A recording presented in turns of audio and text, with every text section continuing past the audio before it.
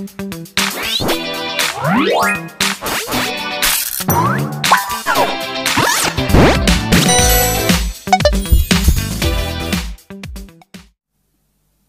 satu aja.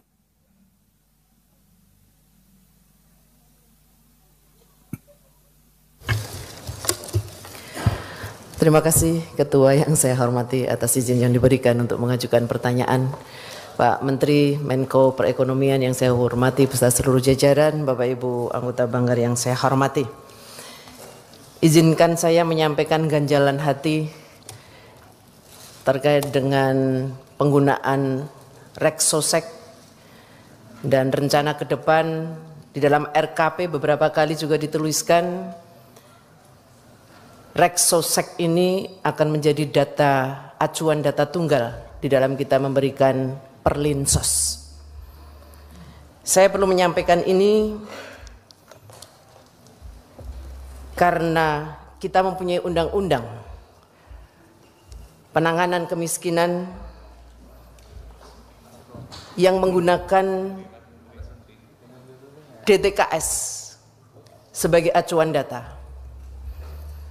Kami membutuhkan penjelasan karena memang ada beberapa program yang sudah ditetapkan untuk menggunakan Reksosek.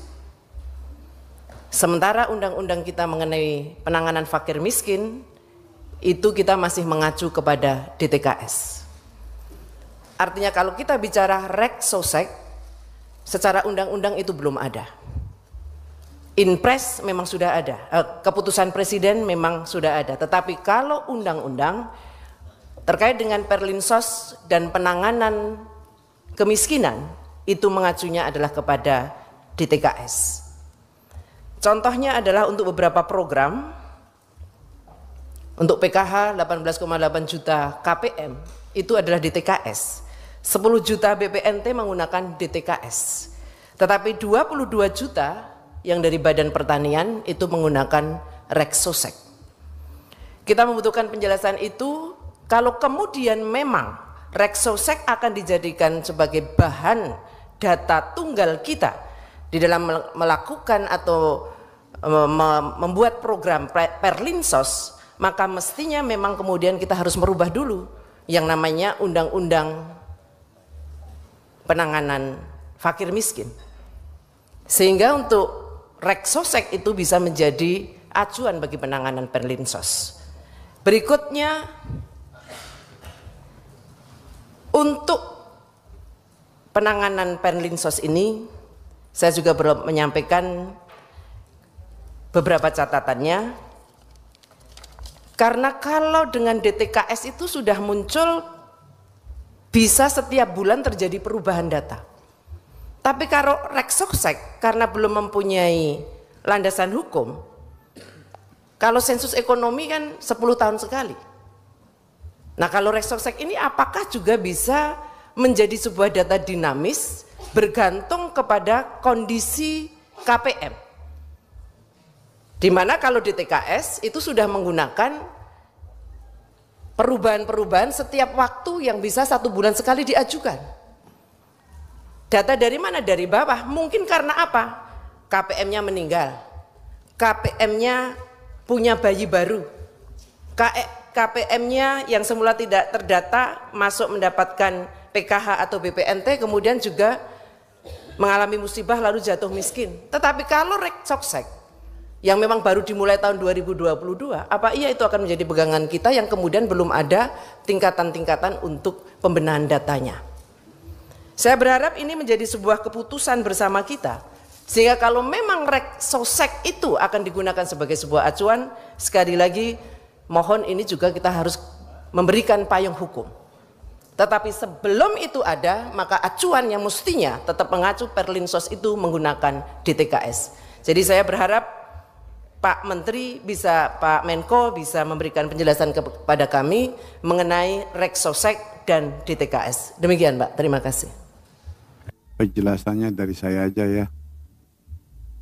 Yang pertama, 3 tahun terakhir di Banggar, DTKS itu ada exclusion dan inclusion error hampir 30%.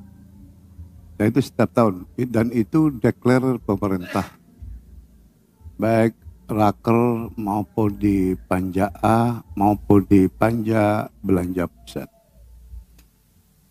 Atas dasar itu kemudian Komisi 11 mengambil inisiatif memberikan dukungan kepada BPS untuk melakukan Reksosek. Nah, insya Allah Reksosek ini memang nantinya ketika akan diterapkan itu akan lebih canggih dari TKS karena dia akan mempergunakan sidik jari atau retina mata. Sehingga tidak terjadi lagi seperti DTKS. Memang ideal seakan-akan DTKS itu dari bawah ke atas. Tapi kalau dari bawah terus, kadang-kadang itu kalau tidak tetangganya kepala desa, tim suksesnya kepala desa. Dan itu fakta di setiap kabupaten yang kita temui. Tapi nanti itu sebenarnya tidak kepada Pak Menko, itu nanti kita bahas di Panja A, di tim perumus itu masih bisa dimasukkan, bahkan di RKP nanti kita masukkan. Ya? Oke, baik. Terima kasih. Dari kanan nggak ada lagi ya? Lu nggak adanya pelan-pelan, jangan kayak marah ketua.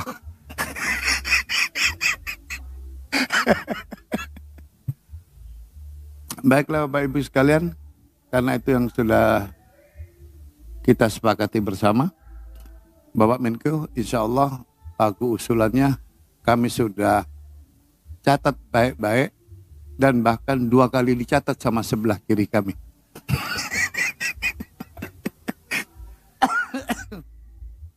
Raker kami tutup. Hasanah kata, Allahul muwaffiq ila aqwamit thoriq. Wassalamualaikum warahmatullahi wabarakatuh.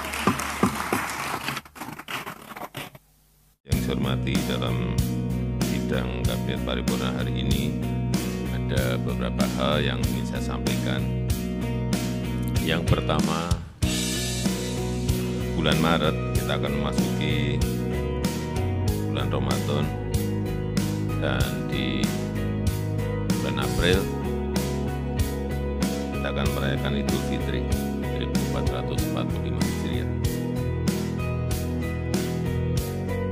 Saya minta seluruh kementerian lembaga yang terkait agar waspada dan memastikan masyarakat dapat beribadah dengan tenang dan khusyuk. Oleh sebab itu, saya minta utamanya menjaga